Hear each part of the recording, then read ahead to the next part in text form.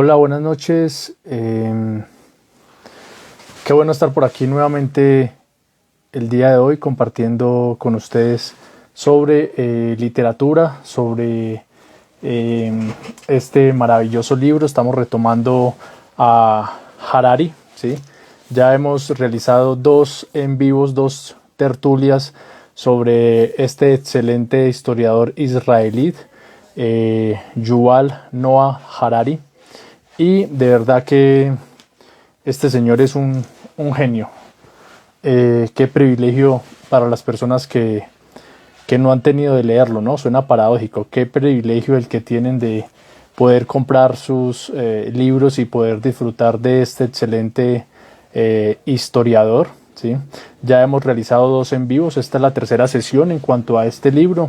Recuerden que iniciamos con Harari, con su libro tal vez más conocido, como lo es De animales a dioses. En su momento tuvimos 3 sesiones donde hablamos de este excelente libro, donde hace un recorrido, sí, una breve historia de la humanidad.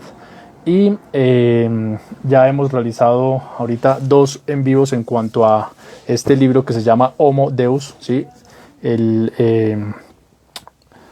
Primero era el Homo sapiens, ¿sí? Hombre pensante. Ahorita es el hombre Dios. ¿Y qué nos deparará el futuro? Donde Harari habla acerca del futuro y de algunos puntos bien importantes en cuanto a la humanidad, como en todos sus libros, ¿no? Que trata de los diferentes ámbitos, diferentes temáticas, culturas, desde aspectos económicos, sociológicos, humanos, políticos.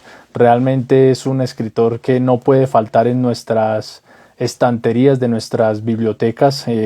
No sé si estar agradecido de conocer a Harari o de leer sus libros en esta época de mi vida, o tal vez lamentar que no haya conocido mucho antes de Harari. Igualmente la literatura es como en su momento, ¿no? Como hay libros que uno debe descubrir en determinada época de la vida, en determinada edad, ¿sí? No es lo mismo leer entonces, como por ejemplo decía Ernesto Sábato, ¿no? Leer a Dostoyevsky con este libro de Crimen y Castigo a los 15 años que leerlos a los 40 años. No es lo mismo leerlo desde el plano psicológico, desde el plano sociológico, desde diferentes perspectivas. Y bueno, para iniciar, acá tengo mi libreta de apuntes de mi escritor de cabecera, ¿sí? De Ernesto Sábato. Aquí en esta libreta tengo los apuntes de varios libros que hemos compartido en estas sesiones. Y para empezar, no olviden por favor ir a mi canal de YouTube, Rigo Estrada, darle suscribirse, darle me gusta y darle compartir a los videos. Y quiero iniciar con una frase de este libro que dice, por ejemplo, Harari, el contexto de esta cita es: donde este pensamiento, donde una persona dijera esto y por ejemplo estuviera al lado de Mao o al lado de Lenin, los dejaría fríos, ¿sí? Si por ejemplo una persona dijera: un liberal podría replicar que al explorar su propio mundo interior desarrolla su compasión y su comprensión de los demás, pero este razonamiento habría dejado fríos a Lenin y a Mao. Hoy vamos a hablar sobre la verdad, ¿sí? O sobre las verdades, sobre la relatividad de lo que se considera verdad o lo que consideramos verdad. Y en esta cita se habla de ahorita el Dios, la revolución humanista, ¿sí? Entonces acá se tocan 3 tópicos, ¿sí? El humanismo desde el punto de vista liberal, el humanismo desde el punto de vista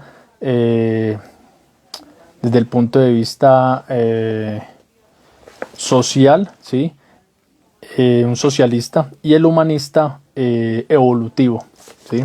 Entonces podemos ver allí como 3 facetas de lo que se considera la revolución humanista, que ya hablaremos sobre esto, ¿sí? Entonces dice: mis opiniones políticas actuales, lo que me gusta y lo que no me gusta, y mis aficiones y ambiciones no reflejan mi auténtico yo. Reflejan más bien la educación que he recibido en mi entorno social. dependen de mi clase social y están modelados por mi vecindario y mi escuela. Tanto a los ricos como a los pobres se les somete a un lavado de cerebro desde el momento en que nacen. Entonces aquí nos deja una reflexión bien importante si vamos a tocar el tema de la verdad. ¿Qué es la verdad? ¿Sí? Y la verdad va a estar muy dada de acuerdo a las opiniones políticas actuales, va a estar modelada de acuerdo a lo que me gusta, lo que no me gusta, a las aficiones, a las ambiciones, a la educación que yo he recibido, al entorno social donde he crecido, la clase social donde he crecido, el barrio donde he crecido, ¿sí? El vecindario y la escuela. Entonces la verdad va a estar sujeta a muchos factores, ¿sí? Y podemos pensar, no, la verdad es igual aquí y en cualquier parte, ¿sí? Pero ¿de qué verdad estamos hablando? ¿Sí? Y cómo está influenciada por diferentes factores. Y allí, para dar un abrebocas de lo que vamos a hablar en estas páginas, que es desde la página 216 hasta la 323, bueno, un poco antes porque no alcancé a leer alcancé a leer hasta la página 323, sino hasta la página 290, pero ya el próximo domingo definitivamente sí o sí tendremos que abarcar de la página 290 hasta su final, que es la página aproximadamente, a ver, la página aproximadamente no, exacta, la página 431. Y me gusta mucho cuando uno habla de la verdad o de las verdades, un texto de un libro de mi querido maestro Ernesto Sábato, ¿sí? Sobre héroes y tumbas, ¿sí? Y paradójico porque Ernesto Sábato solamente escribió tres novelas, ¿sí? Publicó 3 novelas sobre héroes y tumbas, El túnel y Abaddon el exterminador, y a mí me apasionan más sus ensayos, ¿sí? Y sobre todo sus reportajes en YouTube, sus entrevistas. Y me gusta mucho citar esta parte de lo que, cuando uno aborda el tema de lo que es verdad, citar esta parte de este texto. Está en la página, a ver, busquemos la cita acá, a ver si no anoté el número de página, pero creo que debe estar bien subrayado, diferente a todas las otras páginas. Y lo encontré fácil. Siempre mis libros los subrayo con lapicero rojo, ¿sí? Siempre subrayo mis libros con lapicero rojo y con una regla. Me encanta el rojo, es una manera también de poder colocar como entre comillas el color de la sangre, el color de lo que nos impacta a nivel emocional, a nivel de pensamientos, las reflexiones. Entonces esa empatía, esa relación que hay con el color rojo. Pero en este libro, bueno, no había notado en qué página estaba la cita, pero afortunadamente en este libro solamente coloreé en verde esa cita. El resto del libro, lo que me llamó la atención, como todos los otros libros de mi biblioteca, están con lapicero rojo. Pero en este sí recuerdo que en su momento lo coloqué con verde, entonces es muy fácil de encontrar. ¿Y qué dice esto? Aquí dice, por ejemplo, la verdad no se puede decir casi nunca cuando se trata de seres humanos, puesto que solo sirve para producir dolor, tristeza y destrucción. Creo que la verdad está bien en las matemáticas, en la química, en la filosofía, no en la vida. En la vida es más importante la ilusión, la imaginación, el deseo, la esperanza. Además, página 197, ¿no? De esta edición de Sobre héroes y tumbas de Editorial Espasa, página 197. ¿Sabemos acaso lo que es la verdad? Si yo le digo que aquel trozo de ventana es azul, digo una verdad, pero es una verdad parcial y por lo tanto una especie de mentira, porque ese trozo de ventana no está solo, está en una casa, en una ciudad, en un paisaje, está rodeado del gris de ese muro de cemento, del azul claro de este cielo, de aquellas nubes alargadas, de infinitas cosas más. Y si no digo todo, absolutamente todo, estoy mintiendo. Pero decir todo es imposible, aún en este caso de la ventana. de un simple trozo de la realidad física, de la simple realidad física. La realidad es infinita y además infinitamente matizada. Y si me olvido de un solo matiz, ya estoy mintiendo. Ahora, imagínese lo que es la realidad de los seres humanos, con sus complicaciones y recovecos, contradicciones y además cambiantes, porque cambia cada instante que pasa, y lo que éramos hace un momento no lo somos más. ¿Somos acaso siempre la misma persona? ¿Tenemos acaso siempre los mismos sentimientos? Se puede querer a alguien y de pronto desestimarlo y hasta detestarlo. Y si cuando lo desestimamos cometemos el error de decírselo, eso es una verdad, pero es una verdad momentánea, que no será más verdad dentro de una hora o al otro día, o en otras circunstancias. Y en cambio, el ser a quien se la decimos creerá que esa es la verdad para siempre y desde siempre, y se hundirá en la desesperación. Excelente cita que se encuentra en el libro Sobre Héroes y Tumbas de Ernesto Sábato. Bueno, entonces, ¿por qué empezamos con el tema de la verdad? En esta tercera sesión, lo que hace Harari es hablar en cuanto a, por ejemplo, ciencia versus religión, ¿sí? Y cómo en algún momento había una rivalidad, ¿sí? O siempre se llegó a pensar por mucho tiempo, o llegó a tener este paradigma prioritario, ¿sí? Como de que hay una rivalidad o había una rivalidad entre ciencia y religión. Entonces, debemos dar un ejemplo. La ciencia estudia hechos, ¿sí? Y la religión habla de valores. Entonces, vamos a colocar un ejemplo que es lo que dice allí Harari. El aborto. Entonces, tanto para la ciencia como para la religión, la vida es sagrada. Allí no hay ningún conflicto, no hay una aparente rivalidad, ¿sí? Animadversión entre estos dos tópicos, ¿sí? Pero, ¿dónde puede empezar a haber el conflicto o la rivalidad entre estas dos áreas, ¿sí? Y podría ser entre, por ejemplo, dónde nace la vida, ¿sí? Entonces, el conflicto entre religión y ciencia empieza realmente a verse es cuando se pregunta ¿dónde empieza la vida?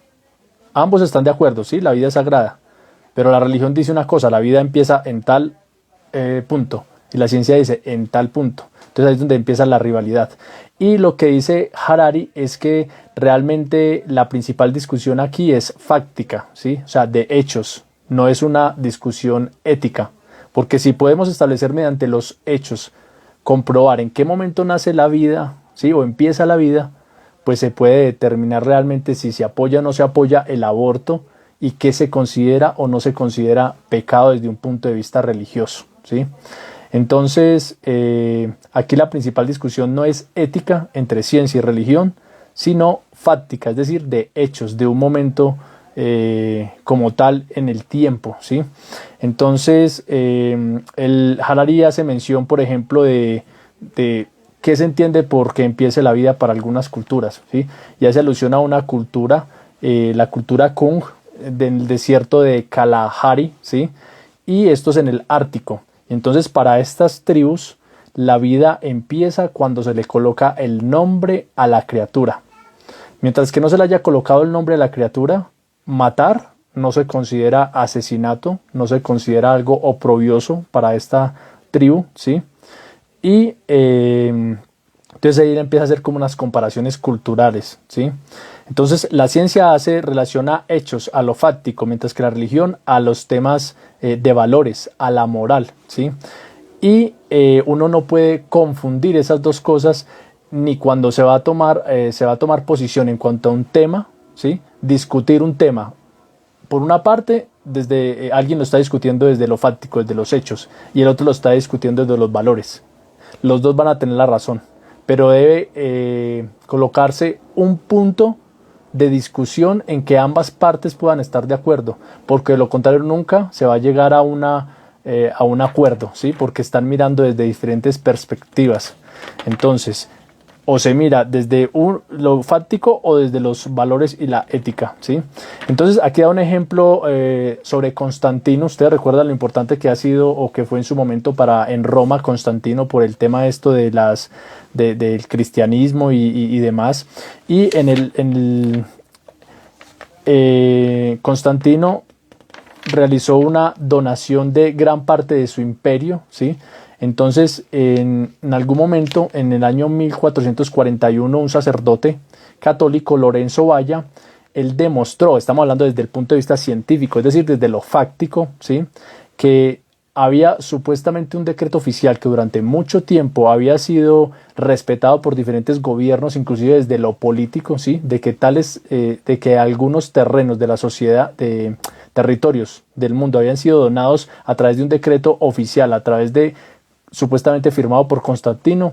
Este sacerdote pudo establecer que ese decreto había sido falsificado 400 años después por los empleados del Papa, ¿sí?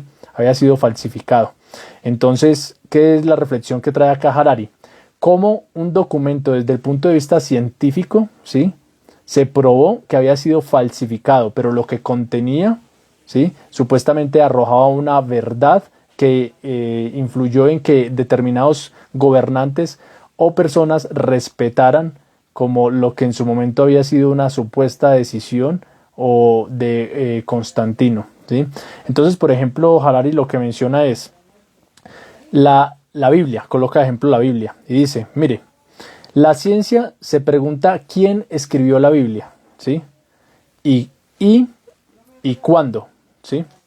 Verifica si ello ocurrió o no, ¿sí? La ciencia no se va a colocar a discutir que si sobre lo que está escrito, ¿sí?, que si es pecado, que si no es pecado, que si es verdad, que si es mentira, sino que a partir de saber si la Biblia realmente la escribió X persona, en qué momento y demás, ¿sí?, pues se puede estar seguro que realmente el Levítico fue dictado por Dios a Moisés, ¿sí?, que no se ha cambiado ni una letra, ¿sí?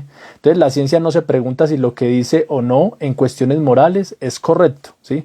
Lo que primero determina es, primero validemos la veracidad, si fue escrita o no en determinado tiempo y por quién fue escrita, y después pasemos a verificar, y dependiendo de esa investigación se va a poder establecer o inferir que lo otro es correcto, es verdad o no es verdad, más que correcto, ¿sí? Porque si menciono la palabra correcto podemos caer en tintes éticos o morales o qué se considera correcto o no, ¿sí? Me refiero es a verdad o falso, que es muy diferente y que puede ser un poquito más objetivo.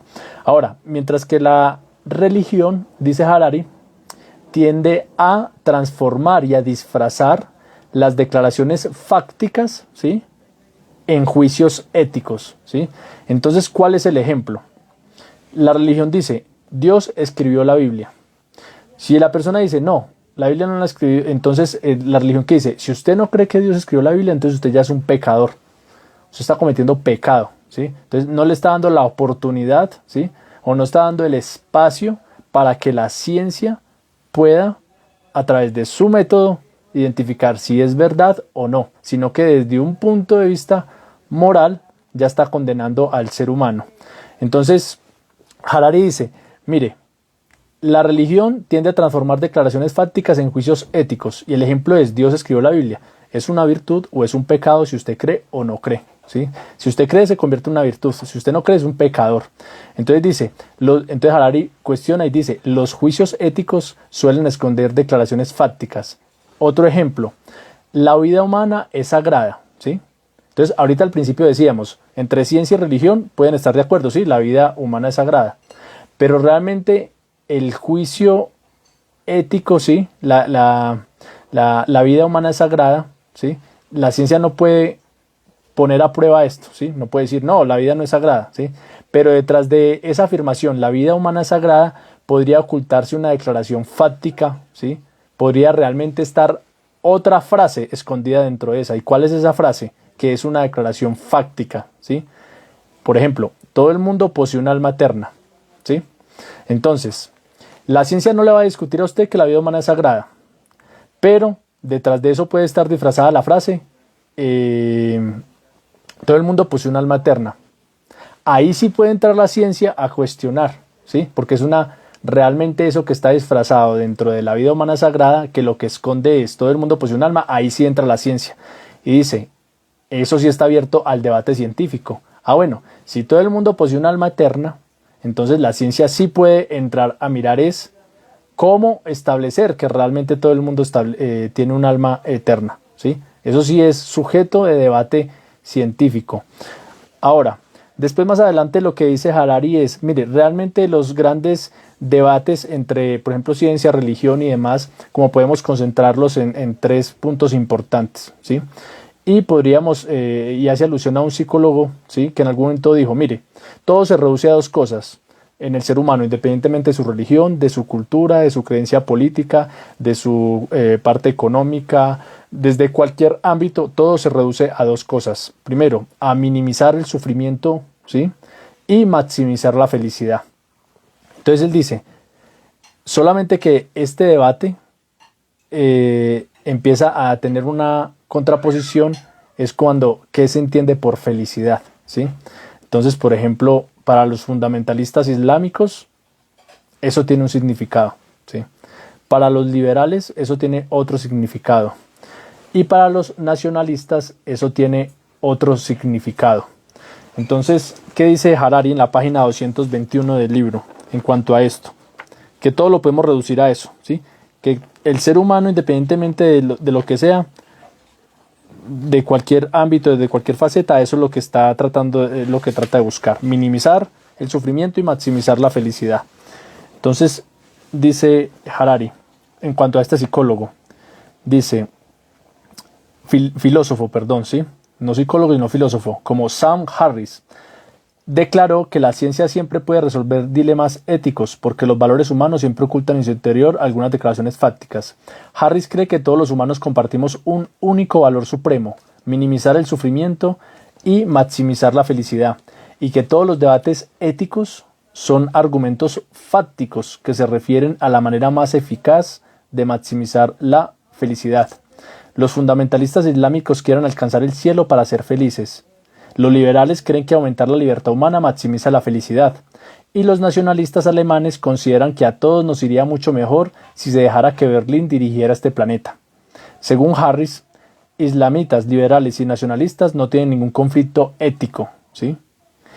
Tienen una discrepancia fáctica acerca de cómo alcanzar su objetivo común. ¿Y cuál es su objetivo común? Minimizar el sufrimiento y maximizar la felicidad. Entonces, no es un debate, no hay una diferencia ética, sino que hay una diferencia o una discrepancia más bien fáctica de cómo, ¿sí? De hechos, a través de qué forma se puede alcanzar este objetivo que tienen en común a pesar de tener diferentes creencias o formas de vida, ¿sí? O de pensamientos. Entonces dice, no obstante, incluso en el caso de que Harris esté en lo cierto, e incluso si todos los humanos anhelan la felicidad, en la práctica sería muy difícil usar este conocimiento para dirimir conflictos éticos, en particular porque no tenemos una definición científica ni un sistema de medición de la felicidad. Entonces aquí empieza a dar unos ejemplos, ¿sí? Y él dice, no sabemos cómo comparar la felicidad y el sufrimiento de individuos diferentes. Entonces es muy, muy difícil, ¿sí? Y da el ejemplo de un helado. Uno puede decir, comer helado es agradable, ¿sí? Pero encontrar el amor verdadero es más agradable. Entonces la pregunta sería, si yo como suficiente helado, ¿puedo llegar a equiparar a obtener el agrado o el mismo nivel de encontrar el amor verdadero? Se hace esta pregunta. ¿Podría llegar a equipararse con el embeleso del amor verdadero? Entonces, ¿qué dice Harari? Eso no se puede comparar ni se puede medir, pero se arman sistemas, ¿sí? Ya sea a través de religiosos, sociales, culturales, ¿sí? Donde las personas se colocan de acuerdo y supuestamente esos caminos van a colocar a determinadas comunidades, a determinadas culturas a alcanzar un objetivo común, ¿sí? Y los coloca de acuerdo en masa para decir, esto es la felicidad para usted, o en esta cultura la felicidad es esto. Entonces, este sistema llamado religión, llamado un equipo de fútbol, llamado X corriente musical, X corriente filosófica, este es el camino para alcanzar el objetivo común, ¿sí? Que es la felicidad. Entonces, Harari lo que dice es, mire, no se puede medir la felicidad y además hay diferentes niveles de conciencia y eso es lo que hace que sea más difícil medir la felicidad, ¿sí? Porque un animal tiene un nivel de conciencia, un ser humano tiene un nivel de conciencia, a determinada edad tiene un nivel de conciencia y a otra edad tiene otro nivel de conciencia. Entonces, ¿qué dice Harari? ¿La felicidad y la desgracia son matemáticas que pueden sumarse y restarse? No, ¿sí? Entonces dice, no sabemos comparar la felicidad y el sufrimiento de individuos diferentes, ¿sí? Entonces dice, la ciencia no puede hacer eso, ¿sí? Pero la religión sí nos dice qué es la felicidad, ¿sí? ¿Cómo se alcanza? ¿Qué hay que hacer? ¿Cuáles son las directrices? ¿Qué se considera que es el estado de felicidad? ¿Qué se considera que es el estado de tristeza? Si usted hace X o Y cosa, va a alcanzar la felicidad, va a tener un castigo, va a ir al purgatorio, va a ir al infierno, va a ir al cielo. Entonces dice, lo que la ciencia no hace, lo que la ciencia no puede hacer desde su método, ¿sí? La religión sí se atreve a establecerlo, ¿sí? Entonces dice que sin embargo, religión y ciencia tienen un fin, ¿sí? ¿Cuál es el fin de la religión? Es tener un orden social, ¿sí? Establecer un orden social. A través de diferentes principios, llámese religión la que sea, se establece un orden social, ¿sí? ¿Y cuál es el fin de la ciencia? El poder. Entonces, dice, entonces dice Harari, ahora lo que predomina es la alianza moderna. ¿Y esa alianza moderna cuál es? El humanismo. Eso es lo que predomina ahora. Lo que en el medioevo era la autoridad, lo que dijera la iglesia, palabra de Dios a través del papa, a través del emperador. Hoy en día es el humanismo. ¿Y qué es el humanismo? No es más que la unificación de la religión y la ciencia, trabajando en pro de conseguir dos fines. La religión, el orden social, y la ciencia, el poder, ¿sí? Y allí surge el humanismo. Entonces, ¿qué dice acá? Página 223. Dice, se acostumbra a contar la historia de la modernidad como una lucha entre la ciencia y la religión. En teoría, tanto la ciencia como la religión están interesadas por encima de todo en la verdad. Y debido a que cada una defiende una verdad diferente, están condenadas a entrar en conflicto. En realidad, ni la ciencia ni a la religión les importa demasiado la verdad, y por lo tanto pueden alcanzar fácilmente acuerdos, coexistir e incluso cooperar. La religión está interesada por encima de todo en el orden. Pretende crear y mantener la estructura social. La ciencia está interesada por encima de todo en el poder. Pretende adquirir el poder de curar las enfermedades, combatir las guerras y producir alimento. Como individuos, los científicos y los sacerdotes pueden conceder una importancia inmensa a la verdad, pero como instituciones colectivas, ciencia y religión prefieren el orden y el poder a la verdad. Prefieren el orden y el poder en vez de a la verdad, ¿sí? O sea, en reemplazo de la verdad, como colectividades. De ahí la posibilidad de que sean buenos compañeros de cama. La búsqueda intransigente de la verdad es un viaje espiritual que raramente puede permanecer dentro de los confines de las instituciones religiosas o científicas. La sociedad moderna cree en los dogmas humanistas y usa la ciencia no con la finalidad de cuestionar dichos dogmas, sino con la finalidad de ponerlos en marcha. Entonces póngale pues cuidado, lo que siempre nos habían vendido, lo que siempre habíamos pensado, rivalidad entre dos, realmente cooperan, ¿sí? Para conseguir su fin como colectividad. Puede que de manera individual les interese la verdad, es lo que plantea acá Harari, ¿no? Pero a nivel colectivo, realmente lo que interesa al uno es el orden social, la religión, y a la ciencia el poder, ¿sí? Entonces, en este capítulo que sigue, que es el 6, que se llama la Alianza Moderna, lo que dice Harari es, mira, hay un nuevo pacto entre la ciencia y la religión, dejando a un lado el humanismo, ¿sí? Y esa alianza es el progreso científico y el crecimiento económico. Y coloco unos ejemplos. Entonces, por ejemplo, el ébola, ¿sí? En África, ¿sí? Si no recuerdo mal, leímos en algún momento esto del ébola y creo que empezó fue en África. Entonces dice, mire, acá simplemente se va a unificar el progreso científico y el crecimiento económico. Cuando surgió el ébola, ¿cuánto aumentaron el valor de las acciones farmacéuticas? Entonces todo es un negocio, ¿sí? Lo que para algunos es algo malo, para otros es simplemente una oportunidad de negocio, de que las acciones se valoricen, de que alguien alce el teléfono y llame a su corredor, ¿sí?, de bolsa y le diga como mire, surgió esto, entonces vamos a empezar a invertir dinero y aquí vamos a tener un negocio, crecimiento económico. Y en los titulares vemos como, uy, se está luchando por erradicar tal enfermedad, tal virus, pero más allá de la filantropía, ¿sí?, y demás, también está el negocio detrás de la parte económica. Una epidemia simplemente es una oportunidad de negocio para la bolsa de valores, una epidemia o una pandemia, ¿cierto?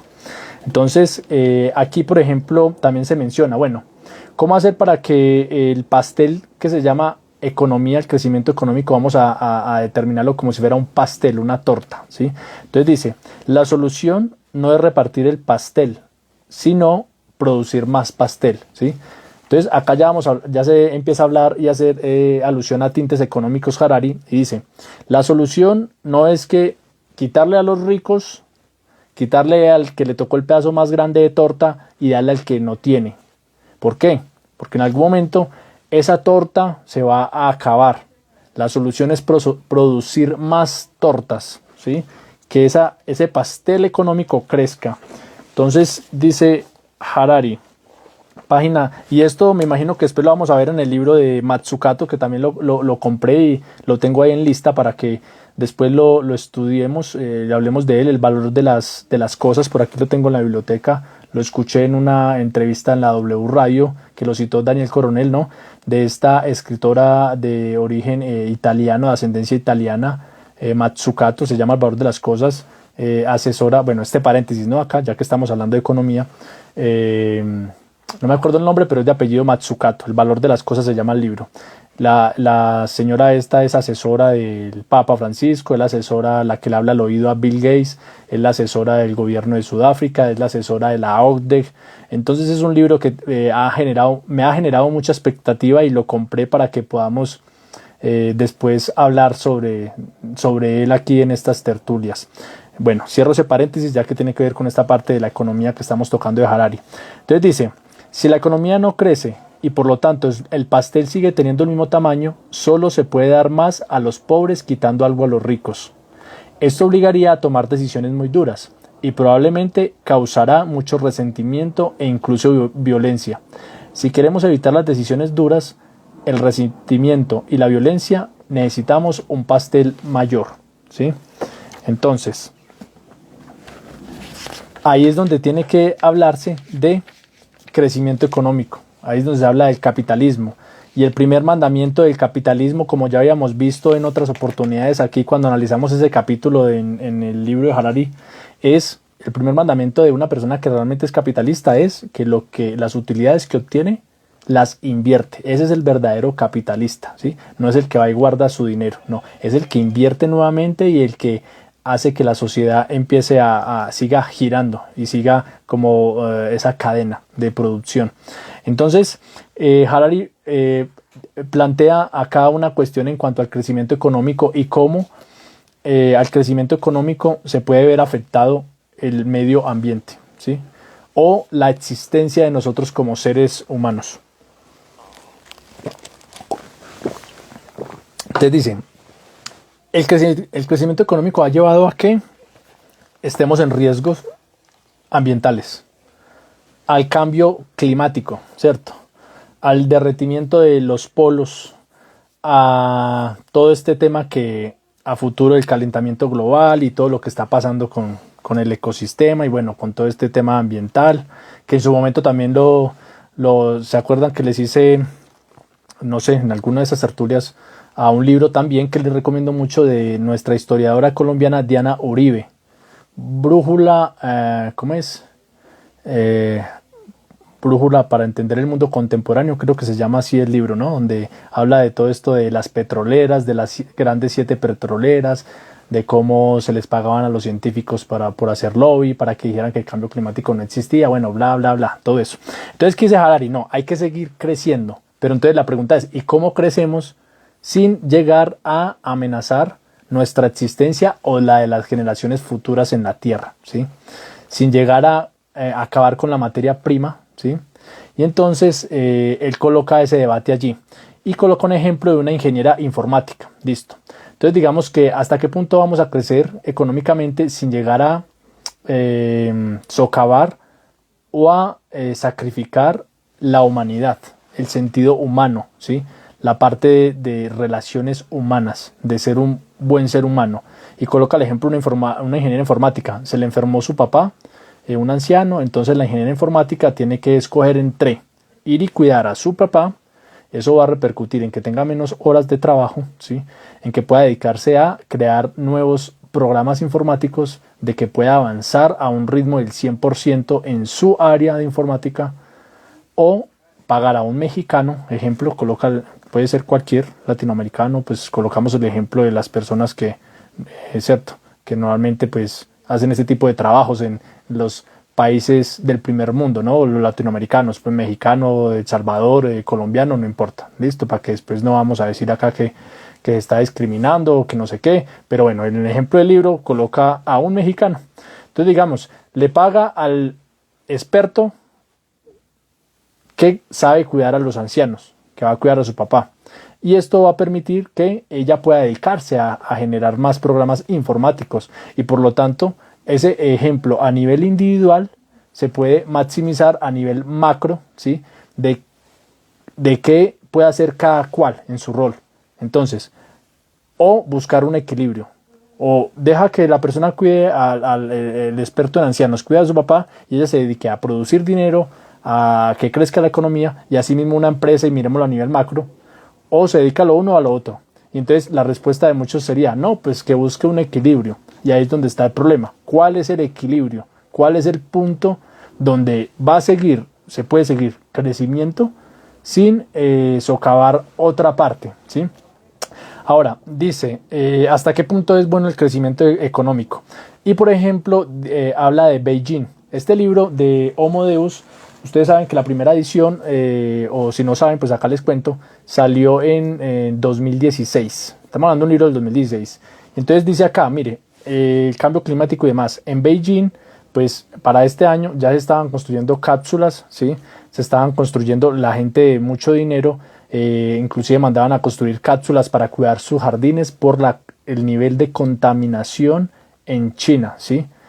Y cómo coloca el ejemplo de una escuela donde iban los hijos de los ricos, de los más adinerados del mundo, y en esa escuela pues hay canchas de tenis y demás, y cómo mandaron a construir cúpulas, ¿sí? Que valieron alrededor de 5 millones de dólares para proteger esas canchas de tenis donde estaban los hijos de los adinerados por la contaminación. Pero entonces eso no es noticia, ¿no? ¿Cierto? Eso no lo vemos en los grandes titulares, ¿sí? Los que niegan el cambio climático, ¿sí? No van a salir a decir, ah, no, eso es pura mentira, eso es puro cuento. Pero mentiras que sí son conscientes de eso, ¿sí? A tal punto que en Beijing se manda a construir en la escuela internacional donde van los hijos de los superadinerados cúpulas de invertir hasta 5 millones de dólares para protegerlos del ambiente, del aire, del dióxido de carbono, de los gases de efecto invernadero y de todo esto, ¿cierto? Entonces, si fuera mentira, pues no harían esto, ¿cierto? Porque un rico, si hay algo que hace un rico, en teoría, es no invertir en algo que no valga la pena, ¿cierto?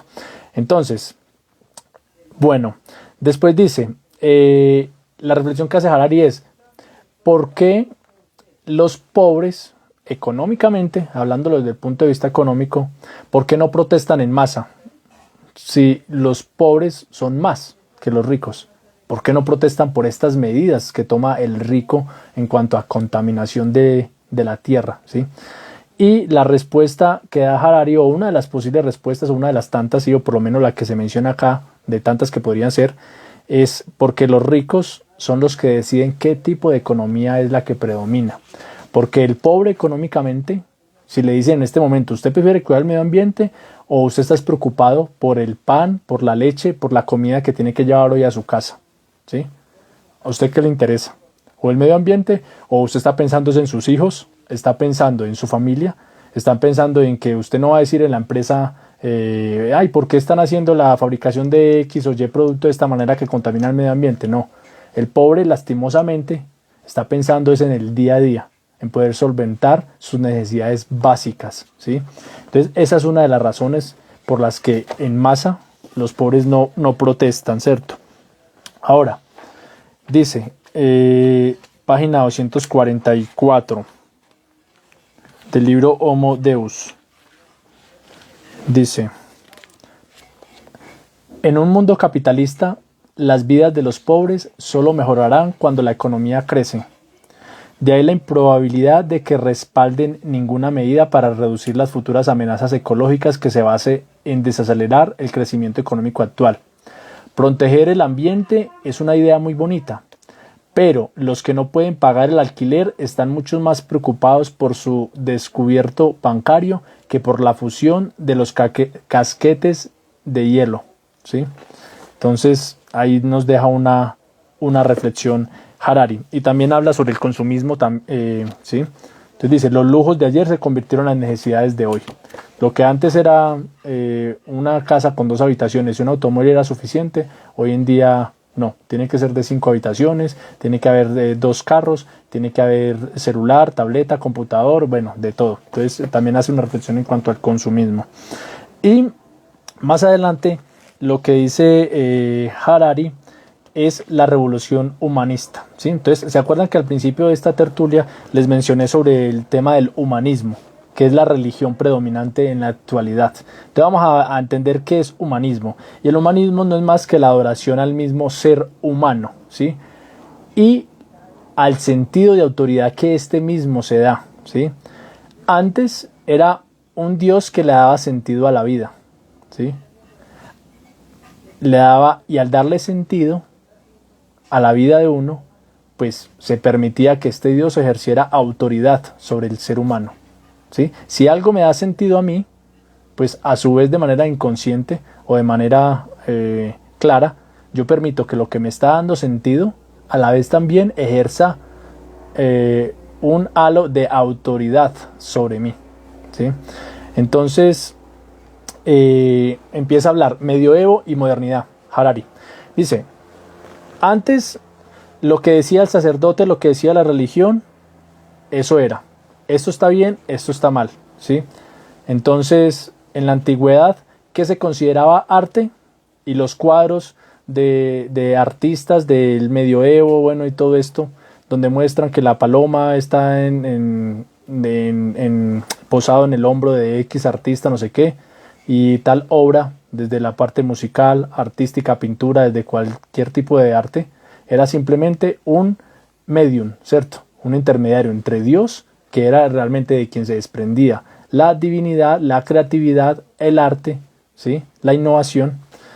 Entonces él dice, coloca un ejemplo Harari, antes si una mujer iba de un sacerdote en el medioevo y le decía, mire, yo estoy traicionando a mi esposo, no sé qué, eso es pecado, la condenaba y mejor dicho todos los problemas de la vida, ¿cierto? Hasta excomulgación.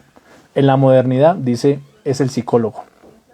El psicólogo es el que es el sacerdote hoy y es el que es la religión. La diferencia es que el psicólogo, en teoría, ¿sí? A pesar de que hay diferentes corrientes y demás, el psicólogo finalmente le va a decir a la persona qué es lo que siente usted, cómo se sintió con esa experiencia. Ah, usted traicionó a su esposo o le es infiel. ¿Usted considera que eso es bueno o considera que es malo? Y finalmente la persona es la que va a tomar la decisión y va a decir, importa es lo que usted piense, usted mismo. Entonces ya no hay esa conexión entre un medium, ¿sí? Que antes era el sacerdote, era la religión y Dios, sino que hoy predomina es lo que sienta la persona. Si lo que usted siente es que está bien o está mal, eso es, ¿sí? No tiene por qué venir alguien a decirle que no. Entonces acá empieza pues un poco de dilemas también que vamos a ver más adelante para terminar estas páginas, ¿cierto? De esta parte. Entonces, ¿qué es la definición de humanismo? ¿Sí? Vamos a ver la definición de humanismo. de las tantas que se hablan acá, pero he escogido dos. Entonces, por ejemplo, dice una. En ética, el lema de los humanistas es: si hace que te sientas bien, hazlo. En política, el humanismo nos enseña que el lector es quien mejor sabe lo que le conviene. Y en estética, el humanismo dice que la belleza está en los ojos del espectador. Entonces, eso es una definición de lo que predomina en la actualidad, ¿sí? Humanismo. Otra definición de humanismo. Página 277. Dice: es la política liberal la que cree que el votante es quien mejor sabe lo que le conviene. El arte liberal afirma que la belleza está en los ojos del espectador. La economía liberal sostiene que el cliente siempre tiene la razón. La ética liberal nos aconseja que si nos gusta debemos hacerlo. La educación liberal nos enseña a pensar por nosotros mismos, porque la respuesta la encontramos en nuestro interior. Entonces lo que hace Harari es colocar decir, el humanismo lo podemos dividir en tres ramas. Primero, el liberalismo, que fue la cita que acabé de mencionar. El liberalismo. ¿Qué es el liberalismo? Es lo que usted sienta como individuo, como persona. Si a usted le pareció agradable, le gustó, no le gustó, le pareció bonito, le pareció feo, le pareció arte, le pareció que no es arte, le pareció un buen olor, le pareció un mal olor. Eso es y es respetable. Eso es el liberalismo, ¿sí? Otra corriente, el humanismo desde el punto de vista socialista. Entonces, ¿cuál es el punto socialista? No podemos dejar que las percepciones, ¿sí?, se concentren en lo que piensa el individuo. Se debe mirar es cuál es el impacto a nivel social. Socialismo, ¿no? Entonces, ¿cuál es el impacto a nivel social y qué es lo mejor para la sociedad? Socialismo, ¿sí?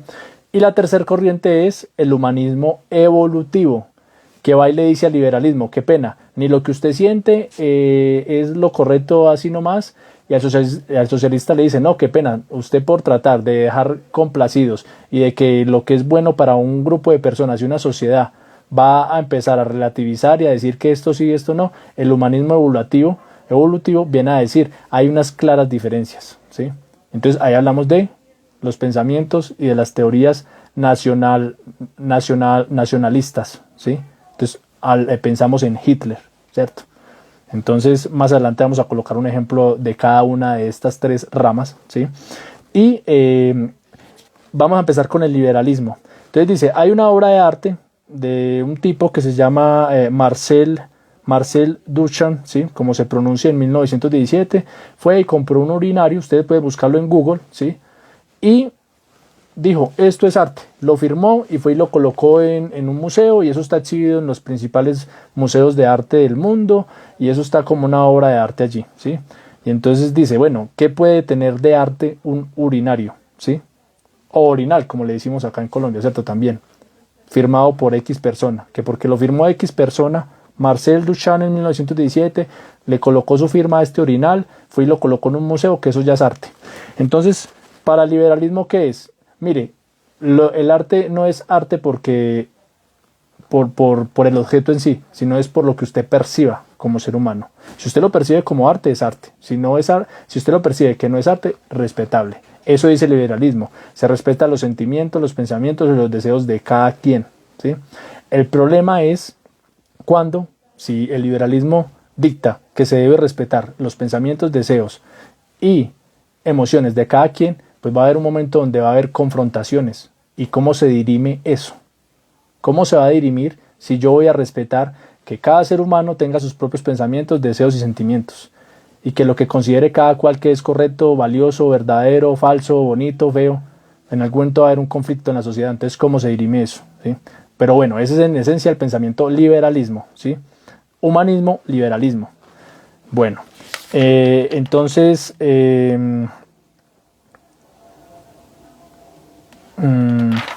después dice: entonces se apela a tres cosas: deseos, pensamientos y experiencias, y coloca un ejemplo.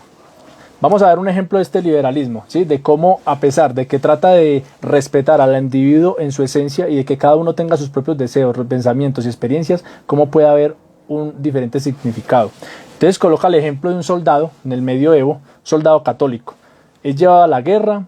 La guerra puede pensar que es un infierno, sí, que es un sufrimiento, pero que es un sufrimiento justificado porque el Papa, la Iglesia o el emperador dijeron que si usted va a la guerra, defiende su país, va por sus principios cristianos, católicos, usted tiene una puerta de entrada al cielo y ese sufrimiento es justificado. Entonces, una posición desde el liberalismo desde esta parte, ¿cierto? Donde se justifica esos deseos, esos pensamientos, esas experiencias y a través de una autoridad que es el Papa, la Iglesia o el emperador, ¿cierto? Y el otro ejemplo es en la modernidad, ¿cierto?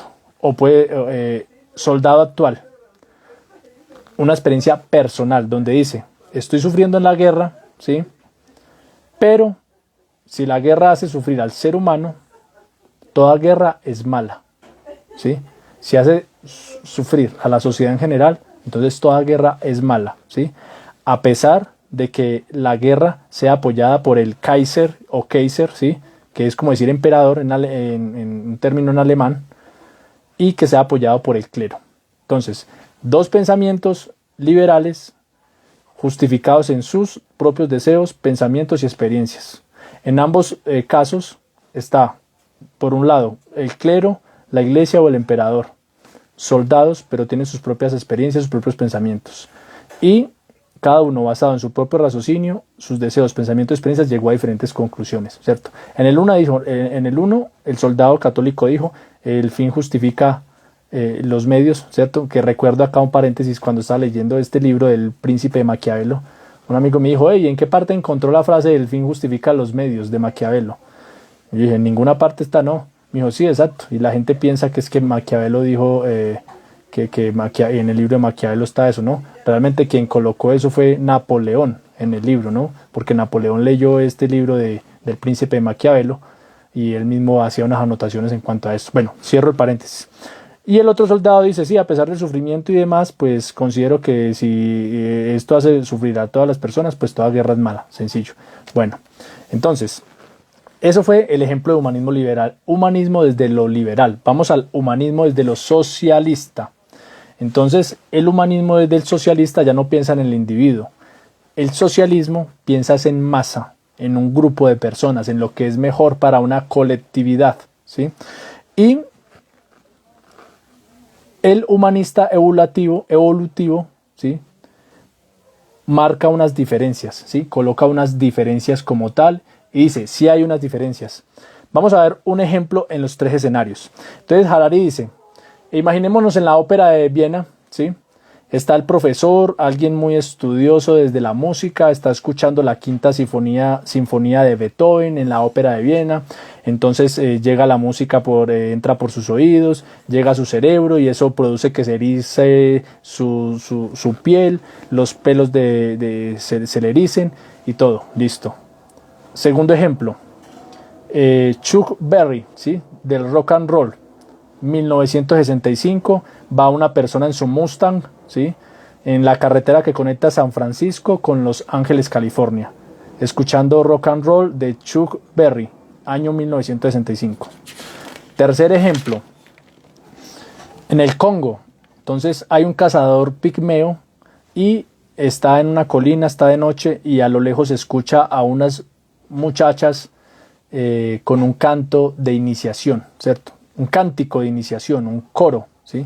Todas esas tradiciones de las tribus y demás por allá en diferentes partes del mundo, ¿no? En África y bueno, y todo esto. Cuarto ejemplo, noche de luna llena. Un lobo escucha los aullidos de una hembra en celo. Entonces, en estos cuatro ejemplos, en el profesor que está en la ópera de Viena escuchando la quinta sinfonía de Beethoven, en el que va en su carro Mustang escuchando rock and roll, en el que está el cazador pigmeo que escucha el cántico de estas muchachas, un cántico de iniciación, y el lobo que escucha los aullidos de una hembra en celo. Entonces uno se preguntaría, ¿cuál de estas cuatro experiencias es más importante y es más válida? Depende desde donde lo veamos. Si lo vemos desde el liberalismo es una cosa, si lo vemos desde el humanismo liberalismo es una cosa, si lo vemos desde el humanismo socialista es otra cosa, y si lo vemos desde el humanismo evolutivo es otra cosa. Entonces dice, un liberalista, ¿qué diría? Un humanista liberalista. El humanista liberalista, como dice Harari allí, es el que hay un campo minado, ¿sí? Y el humanista liberalista es el que está caminando de puntillas, ¿sí? En los pies. para no pisar las minas y dejar contentos a todo el mundo. En este caso, ¿qué es el todo el mundo? Todas las culturas, ¿sí? Relativizar, ¿sí? Entonces dice, un humanista liberalista diría, todos son válidos. Cada uno tiene el derecho a que esa experiencia sea la más importante y la más influyente en su vida, ¿cierto? No se coloca a decir, ay, es más importante la música de Beethoven que la de Chuck Berry, o lo que está sintiendo el lobo, o lo que está sintiendo el cazador pigmeo. No.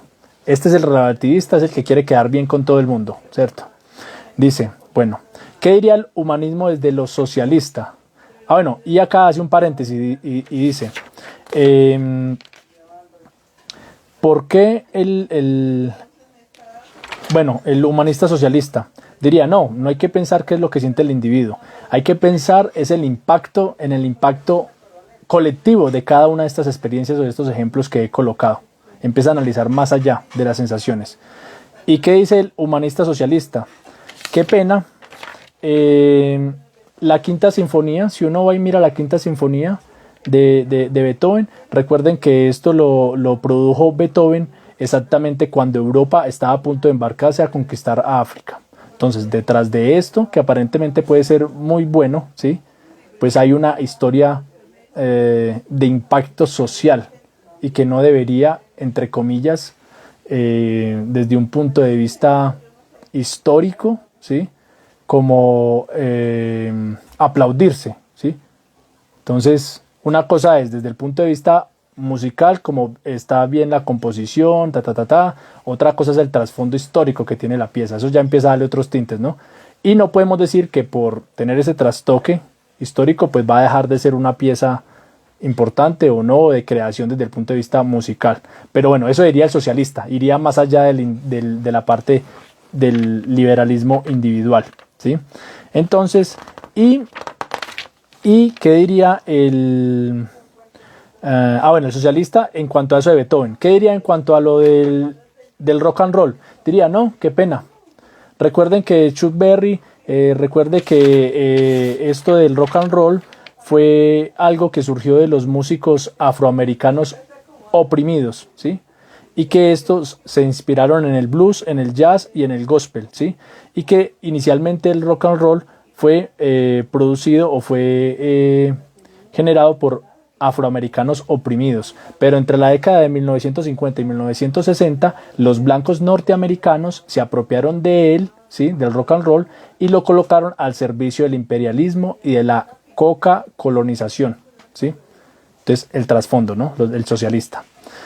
Y que Chuck, este importante cantante de rock and roll, en su momento tenía una canción donde el personaje era alguien de color, es decir, negro, ¿sí?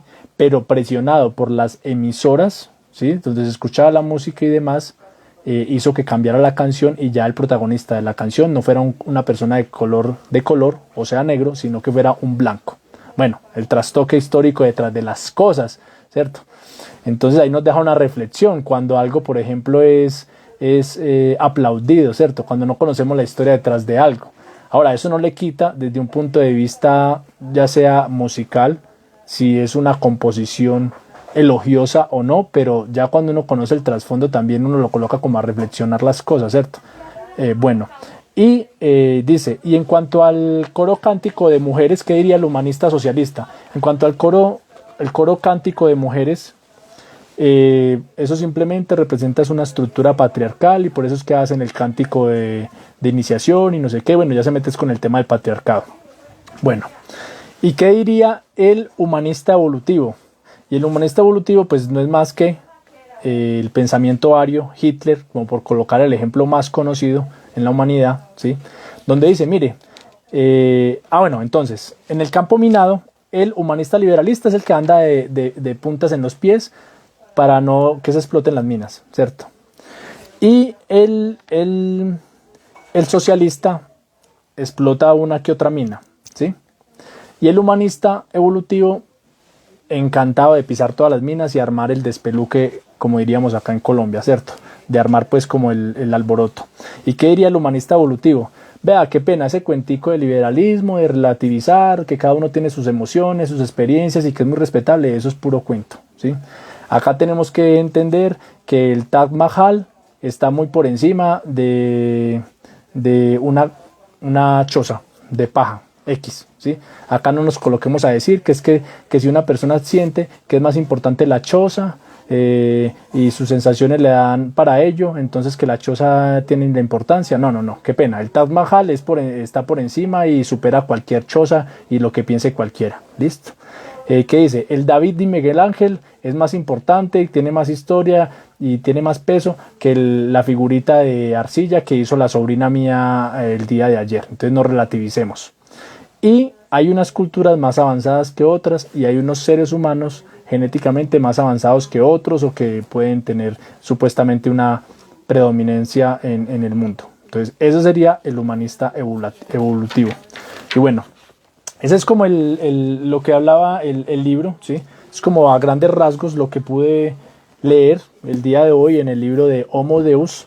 Llegué hasta la página 290, era hasta la página 323 esta sesión, pero pues no alcancé a llegar hasta allí. Pero ya el próximo domingo pues sí nos tocará tomar todo el resto de páginas.